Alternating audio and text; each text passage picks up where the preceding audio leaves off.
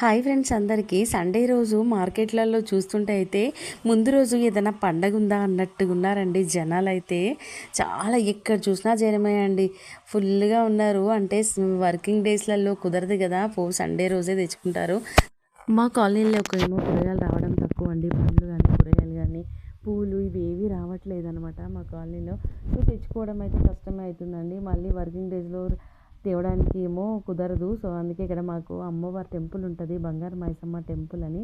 ఆ టెంపుల్ దగ్గర పువ్వులు అమ్ముతారు, పండ్లు అన్నీ అమ్ముతారు, కూరగాయలు కూడా.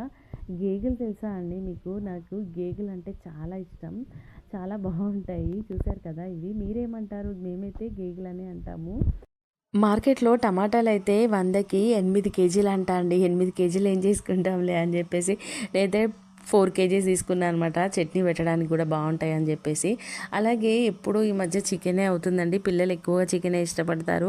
సో చికెన్ అయితే పెద్దగా తినొద్దు అంటున్నారు. అందుకని చెప్పేసి సరే చేపలన్నా తెద్దాంలే ఈసారి అనుకున్నా. అసలు లాస్ట్ వీకే అనుకున్నాము, కానీ కుదరలేదు లాస్ట్ వీక్ తేవడానికి.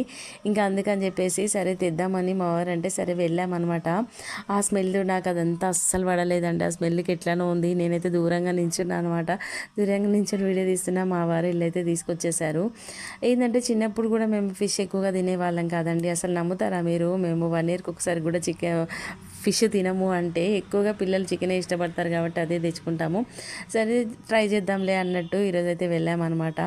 ఫిష్ ఇంకా నేనైతే దూరంగా నించిన మా వారే తీసుకొని వచ్చేసారనమాట. ఇంకా కూరగాయలు పండ్లు ఆకుకూరలు ఇవన్నీ తీసుకొని వచ్చి సర్దేసరికి చాలా టైం అయిపోయిందండి.